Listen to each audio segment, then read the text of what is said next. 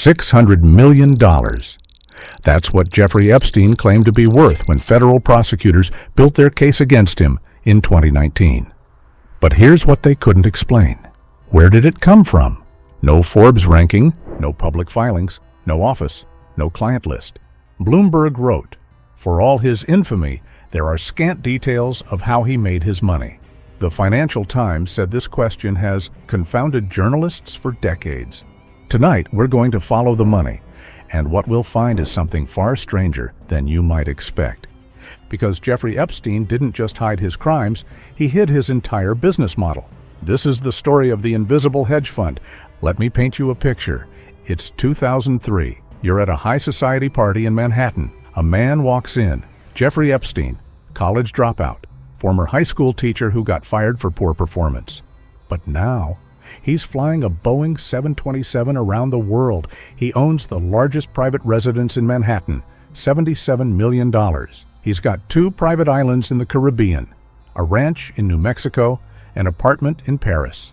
He's donating millions to Harvard and MIT. He's hosting dinners with Nobel Prize winners. Bill Clinton flies on his plane. Prince Andrew visits his homes. Everyone assumes he's a billionaire hedge fund manager. There's just one problem. Nobody can find his hedge fund. His company, J. Epstein & Company, claimed to only accept clients worth over $1 billion.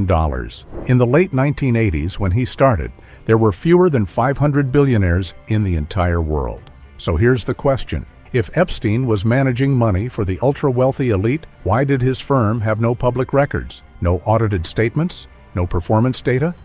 And most importantly, who were his clients? The answer would shock Wall Street. According to the New York Times, financial investigators could only confirm one client in over 20 years of operation. One. His name was Leslie Wexner, and their relationship wasn't just unusual, it was completely unprecedented in the world of finance. Leslie Wexner wasn't just rich. He was one of the most successful retailers in American history. He built the Limited from a single store in Ohio to a retail empire. He bought Victoria's Secret for $1 million in 1982 and grew it to a billion-dollar brand within 10 years. He owned Bath & Body Works, Abercrombie & Fitch, Lane Bryant. By 1985, he was a billionaire, and that's when something strange happened. In the late 1980s, Wexner handed virtually complete control of his personal fortune to Jeffrey Epstein, a man with no formal financial training, no track record, and a resume full of red flags. Bear Stearns had let him go during an SEC insider trading investigation. Before that, he'd been fired from teaching. He had no college degree. Yet Wexner gave him something even experienced Wall Street executives rarely receive: power of attorney. Epstein could sign Wexner's name, make investments, buy property, move money wherever he wanted, and move money he did. Here's where it gets strange. In the 1990s, Epstein somehow acquired Wexner's $77 million Manhattan townhouse, the largest private residence in New York City. The property transfer documents show it was sold to Epstein's Virgin Islands company for $0. No payment, just a transfer. Years later, Wexner would claim that Epstein had misappropriated more than $46 million from him. That's not a dispute over investment strategy. That's alleged theft. So let's do the math. Wexner's confirmed payments to Epstein, hundreds of millions over 15+ years. The Manhattan townhouse transfer, $77 million. Alleged misappropriation, $46 million. We're already well past $100 million, possibly approaching $200 to $300 million, just from one client. But here's the question that haunted financial investigators. Why? Why would one of America's smartest businessmen hand over his fortune to someone with Epstein's background? And why did he keep paying him long after their business relationship supposedly ended? Vanity Fair described it perfectly. Virtually from the moment Epstein arrived on the scene in Columbus, Ohio, Wexner's friends and colleagues were mystified. One Wexner associate said, "It was like he was under a spell." But before we try to answer that question, we need to understand where Epstein learned to operate in the shadows. Because Wexner wasn't his first victim. 1987, Manhattan. A company called Towers Financial Corporation is making headlines. They claim to be a debt collection agency, buying up medical debt. But behind the scenes, They're running one of the biggest Ponzi schemes in American history, raising over $400 million from investors, and consulting for them, earning $25,000 per month, about $69,000 in today's dollars, is Jeffrey Epstein.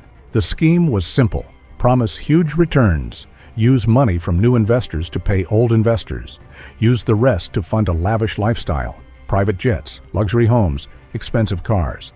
Towers Financial tried to execute hostile takeovers of Pan Am Airlines and Emory Air Freight. Both failed, and when the money ran out, the whole thing collapsed. In 1993, federal investigators moved in. The CEO, Stephen Hoffenberg, would spend nearly 20 years in prison. But Jeffrey Epstein, he was never charged. Under oath, Hoffenberg told prosecutors that Epstein was the mastermind, the architect of the entire scheme. Court documents showed Epstein's name on organizational charts. He held a senior position. Yet somehow, he walked away. How? Some say Hoffenberg was lying to reduce his sentence. Others argue lazy prosecution. They had the CEO. Why pursue someone harder to prove? But here's what we know. During the peak of Towers Financial, Epstein was traveling the world on Hoffenberg's private jet, meeting with investors, deeply embedded in the operation. And when it all fell apart, Epstein vanished, only to resurface a few years later, completely reinvented, flying his own Boeing 727 around the world. Where did that money come from?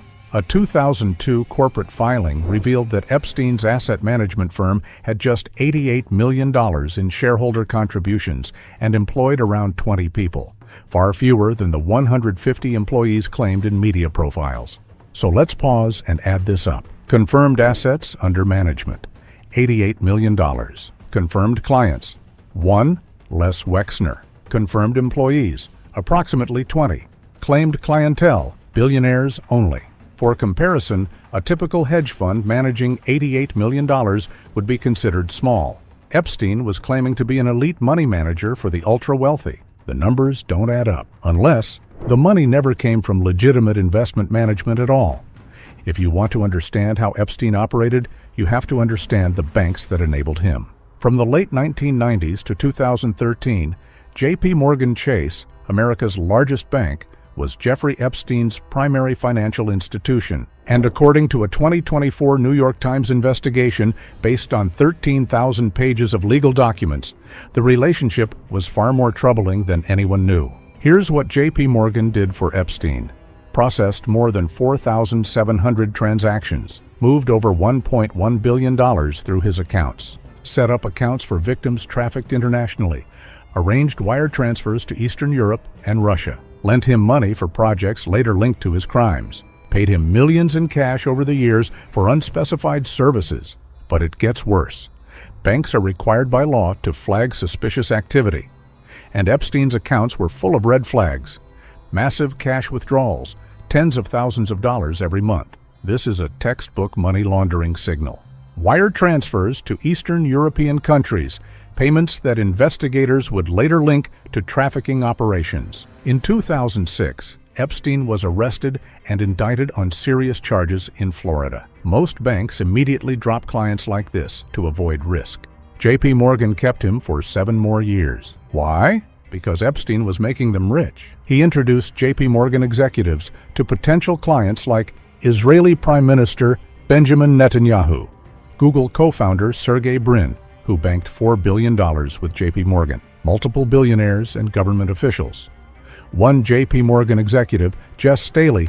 Yesterday's action from the bank, which was filed in a Manhattan federal court, argues that Staley, who documents show had a close personal relationship with Epstein, became so close to Epstein that he visited him in jail in Florida, traveled to his private island, and fought internally to keep Epstein as a client every time compliance officers raised concerns. Here's the smoking gun. Internal emails show that when Wesley Snipes, the actor, was accused of tax fraud in 2006, J.P. Morgan kicked him out almost instantly. The exact same year Epstein was arrested on far more serious charges, J.P. Morgan had a robust internal discussion and decided to keep him.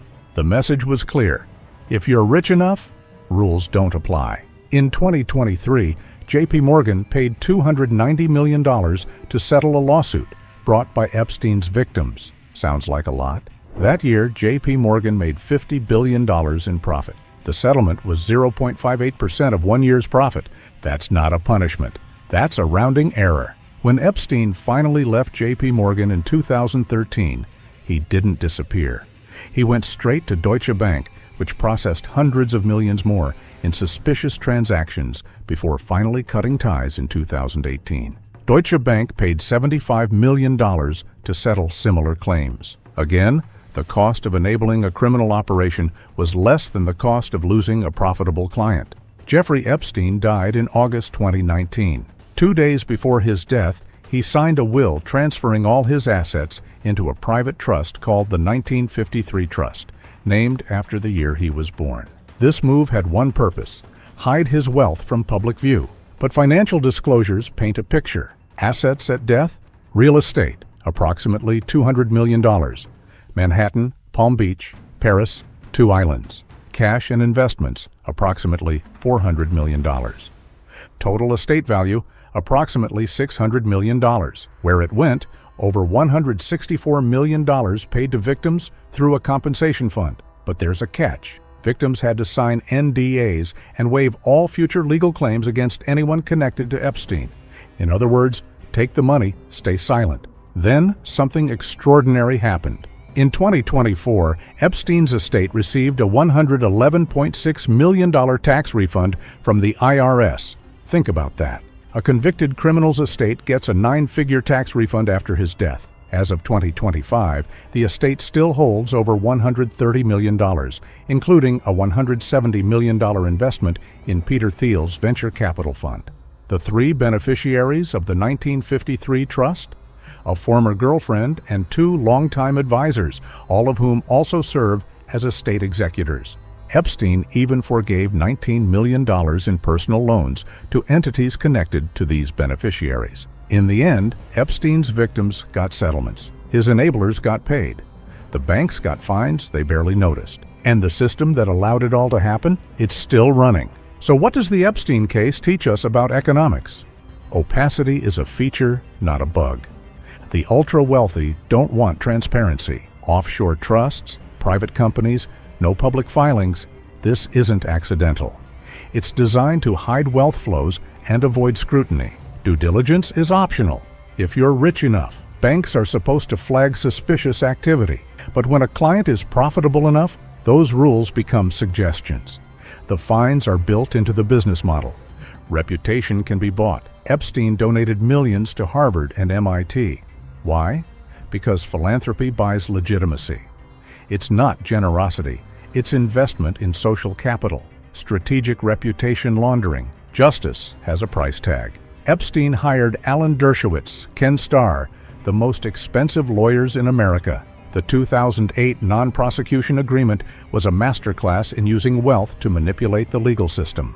When your legal team costs tens of millions, you can negotiate outcomes most people can't. One client was enough? You don't need a real business if you have one person willing to funnel you hundreds of millions. Epstein's hedge fund was smoke and mirrors, but it worked because nobody asked questions. The invisible hedge fund was never really a hedge fund at all. It was a wealth extraction operation disguised as financial services, and it worked because the systems designed to stop it, banks, prosecutors, regulators, chose profit and access over accountability. The question we're left with isn't just how Epstein made $600 million. It's how many others are doing the same thing right now. Because if there's one thing the Epstein case proves, it's this. In the world of elite finance, the biggest crime isn't stealing money, it's getting caught. If this story revealed something you didn't know, hit that subscribe button. We're exposing the hidden economic forces that shape our world, one investigation at a time. Drop a comment. What economic scandal should we investigate next? Until then, follow the money. That's where the truth hides.